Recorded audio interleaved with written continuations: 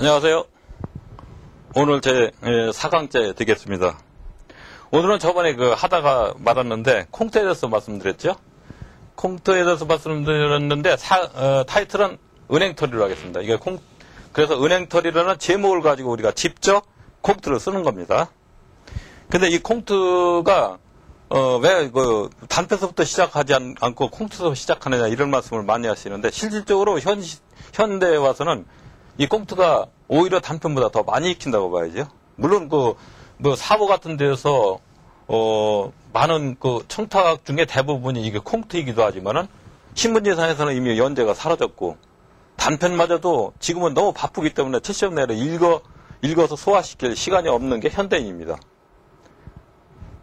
각설하고 약 하나도 그렇죠. 약 하나도 옛날에는 보약 같은 거 한약을 달여가지고 그걸 갖다가 정성 들여 부채로 붙여가면서 숯불에다 달여서 그걸 짜가지고 식혀서 그래가지고 먹는 단계 이 과정을 중요시했죠. 근데 지금은 어떻습니까? 당위적 시대죠. 이거 당위적 비타민이든 어떤 치료약이든 이 당위적 안에 집어넣고 아니면 캡슐화 시켰죠.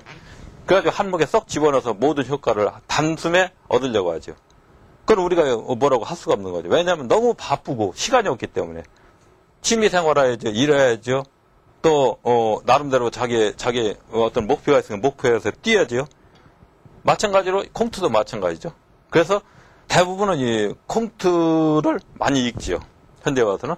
그래서 불과 15분, 20분 그 사이에 쫙 읽고 내 걸로 딱 만들고 그래서 무릎을 탁 치면 하하 웃던지 이걸 내가 못하네 하고 감탄한다든지 그래가지고 수행비학적으로 아주 지적인 또는 아주 쾌락 같은 거 이런 거를 이제 딱 얻으려고 하는 게 현대인들이죠. 거기에 맞춰서 우리도 콩트부터 쓰는 겁니다. 그렇다고 15매라고 해서 콩트가 절대로 쉬운 건 아닙니다. 자, 그러면 이제 콩트를 처음에 이제 은행털이로 쳤으니까 은행털이에 대해서 한번 우리가 써봅시다. 어느 날 제가 이제 마로니에 공원 옆을 지나갔습니다. 마로니에 공원 대학로에 있는 거죠. 마로니에 공원을 싹 지나가는데 뒤에서 이런 소리가 됩니다. 야 임마, 응? 은행 털지 말았더니 또 터니? 이 소리를 지갔습니다. 야 임마 은행 털지 말라니까 또 터니? 자, 이야기를 딱 들었을 때 물론 이제 나무에 매달린 은행이죠. 근데 제가 언뜻 듣기에는 은행을 털어? 은행을 턴다면은 한국은행이나 국민은행 같이 돈을 취급하는 돈을 취급하는 거 은행을 턴다? 그건 서부에서 나오는 갱들이 하는 짓거리인데 우리나라도 여기서는 은행 털이가 많이 나왔죠. 하여튼 은행을 턴다? 그러면 돈을 취급하는 은행을 터는 거나 그 다음에 나무에 매달린 은행을 터는 거나 말이 같아가지고 여기서 일어나는 어떤 아이러니, 역설 같은 이런 게 없을까? 뭔가 소재가 되겠는데? 뭔가 글감이 되겠는데? 하고 딱 떠올랐습니다. 떠오르자마자 이건 씨알이 돼가지고 잠재의식 표면에 딱 떨어져서 몇 발짝수를 더하고 시간을 더해서 그래서 뿌리기를 내리죠. 그리고 떡잎이 퍼져 나옵니다. 그러면서 나 자신도 모르게 무의식 속에서 이게 자라고 있는 겁니다. 이야기 이제 표현 욕구들이 막 일깨워져가지고 이런 식으로 꾸미자, 이런 식으로 꾸미자. 자기들끼리 다투지요. 나는 별 생각 없이 씨만 떨어뜨렸는데. 그래가지고 이제 가다 보니까 틀림없이 뭔가 되겠다. 써야지. 그러면 이야기를 꾸미자. 근데 이야기를 자신이 억지로 만드는 건 아니죠. 어디서 뭔가 멀리서 이야기거리를 갖다가 제공해주죠. 그게 뭔가 안테나라고 했죠. 영감의 안테나. 영감이 날아와가지고 이야기를 스스로 만들어주는 겁니다. 자, 그런데 이제 여기서 만들고 있는 과정을 일단 젖혀놓고 우리가 이제 우선 그런 걸 알아야 합니다. 조금 전에 가진 건 조금 전에 이건 글감이 되겠다 하고 딱 생각했던 건 뭔가 하니 제재가 되지요. 제재. 그 이전에 제재 이전에 우리는 소재가 많지요. 우리가 일상생활하면서 이 소재는 무수히 많습니다. 그건 우리가 아침밥을 먹는데 국이 짜다. 이것도 소재지요. 또 그래서 아내하고 불쾌한 언동을 말을 나눴다. 그것도 소재지요. 화장실에 가도 화장실 밖에서 화가 났다. 소재지요. 다 소재가 될 수 있습니다. 그렇지만은 이것은 마치 풀밭에 있는 모든 풀처럼 다 제재가 소재는 되지만은 다 제재는 될 수 없다는 거죠. 제재라는 건 곧 나물거리, 이 중에서 풀밭에서 나물거리를 따로 뜯어가지고 그거다 양념을 해서 나물을 묻혀서 먹는 것이 바로 나물거리듯이 여기서도 소재는 될 만한 게 제재거리, 그러니까 소설거리가 될 수는 없는 거죠. 그래서 무수하게 마루니에 공원 앞을 지나갈 때 차도 보고 또 학생들 뭐 이렇게 장난치는 거, 젊은이들 장난치는 거, 롤러브레이드 타다가 넘어지는 거 모든 걸 봤지만은 하나의 소재에 지나가지 않은 겁니다. 그러다가 은행털이라는 그게 딱 들어오면서 이건 제재가 되겠구나, 소설거리가 되겠구나, 이렇게 이제 되는 거죠. 그래서 이제 요거 쉽게 얘기하면 풀밭에서 나물거리를 찾았으니까 여기다 양념을 해서 만들어야지, 요리를 해야지. 요리를 해서 쉽게 하면 형상화 시켜놓은 게 바로 꽁트지요. 이런 과정을 거치는 거죠. 그 다음에 이제 일단 제재가 만들어지면 이제 여기서 플롯이 나오고 뭐 시점, 톤, 인물, 배경 등 이런 걸 가지고 요걸 다 문체로 표현하는 거죠. 이제 그 모든 거를 이제 그 양념을 할 때 여러 가지가 들어가듯이 시점이 톤이니 플롯 다 구성해가지고 그다음 이제 문체로서 표현하는 게 바로 이것이 언어 예술인 소설이다. 언어 예술인 소설이다. 그래서 우리가 여기서 쓰려고 하는 콩트도 소설이니까 콩트다. 이게 언어 예술이죠. 문체에서 표현하는 게. 하여튼 이런 과정을 거쳐서 일단 이제 제목을 은행털이로 정했습니다. 제목 은행털이. 은행털이 하면 알아들어야죠. 자, 은행을 털다. 그러면 어떤 은행을 털었다는 얘기인가? 깽의 이야기인가? 은행털이. 대개들 아마 나무에 매달린 은행을 턴다고 생각은 안 했을 겁니다. 또 철저하게 우리가 독자들로 하여금 이 은행을 돈을 취급하는 은행을 털은 것 같이 이렇게 몰고 가야 됩니다. 그래서 마지막에서 꽁트의 가장 중요한 건 반전이기 때문에 마지막에서 반전을 일으킵니다. 그게 아니었구나. 우리 깜빡 속았잖아. 아차. 이런 생각을 하게끔. 자, 그러면 이제 지금부터 쓰기 시작합니다. 지금부터 쓰기 시작하는데, 그 전에 제가 여러분들한테 꼭 한 가지 해드릴 말씀입니다. 뭔가니, 서양 사람인데, 댄 헐리라는 사람이 이런 말을 했습니다.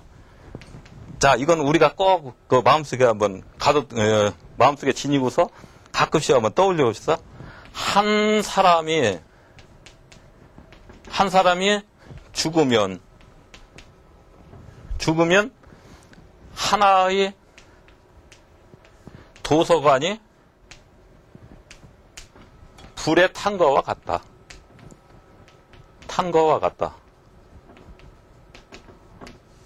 얼마나 멋진 말입니까? 자, 여러분들이나 저나 하나의 도서관만큼의 이야기를 가지고 있고, 이 중에서 상당한 부분은 소설화 시킬 수 있는 이야기를 가지고 있습니다. 그러니까 여러분들이 죽으면 도서관 하나가 불에 탄 것과 같은 그런 것과 같고, 저 하나 죽어도 또 도서관 하나 불탄 것과 같습니다. 그 중에 그 이야기거리를 우리가 그대로 안고 우리가 불에 태울 수는 없지, 우리 도서관을.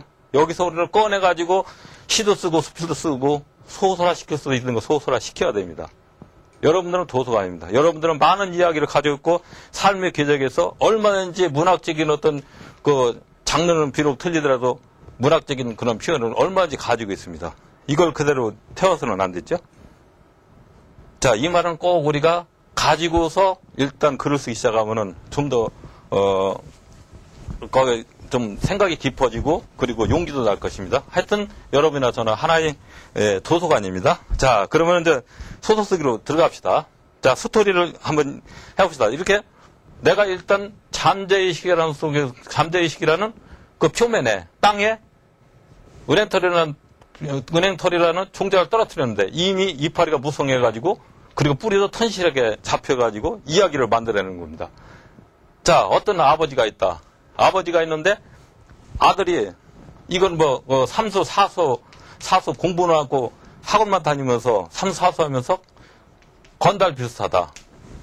그야말로 뭐, 똥꼬바지 입고 다니는 여학생들이랑 놀러나 다니고, 뭐, 흑편으로 아들을 뒀다. 그런데 어느 날, 무슨 일 하고 있는데 전화가 왔다. 전화가 왔는데, 전화의 내용인즉, 파출소 경찰이다. 경찰인데, 뭐라고 하니, 여보시오, 당신 아들이 우리 파출소에 지금 은행 털다가 끌려와가지고 있는데 빨리 와서 데려가시오. 이런 전화입니다. 자, 그렇다면은, 그러잖아도 이 건달기가 있는 이 녀석 때문에 항상 노심초사하고 항상 걱정이 되는데 은행을 털다가 끌려왔다. 이런 전화를 한번 받았다고 상상해 봅시다. 엄청나겠죠? 그야말로 대경 실색이죠. 아, 이거 큰일 났다. 내 아들 녀석이 이 서부영에서 나오는 깽노릇을 했다니. 은행을 털다니. 차라리 내가 죽는 게 낫지. 그대로 이제 새파랗게 질리죠. 그러면서 어떡하죠? 튀어나가야죠. 우선 그러면서도 내 자식이기 때문에 튀어나갔겠죠. 튀어나가서 이제 택시를 탄다. 택시를 탔는데 여기서부터 이제 전개 과정이죠. 전개 과정인데 그대로 택시 타고 파출소에 가면 재미가 없죠. 독자들로 하여금 흥미를 유발시키고 독자들로 하여금 아심아심 해가지고 애가 닳게 만들어야 됩니다. 딱 나왔는데 그대로 상의를 벗고 바지만 입고 있던 상태에서 나와서 보니까 지갑이 없는 겁니다. 그리고 택시비마저 없는 거죠. 근데 다시 집까지 들어가서 그 지갑을 가져온다는 건 시간 너무 급하니까 그 생각은 감히 하지 못하는 거죠.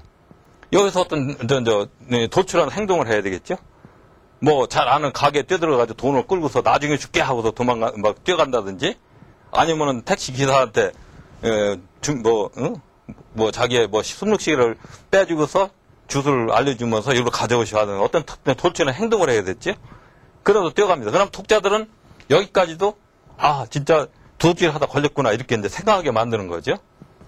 끝까지 반전이 있기 전까지는 절대로 눈치를 채게 해서는 안 됩니다. 물론 복선이라는 걸 깔긴 깔죠. 이건 이제 다음에 복선 문제는 얘기하고 그래서 이제 뛰어갑니다. 뛰어가가지고 그 다음에 택시에 내려서 파출소를 저만큼 두고 딱 내렸을 때 거기서 걱정이 이제 앞서죠. 자, 아들 녀석이 은행을 털다 잡혔다.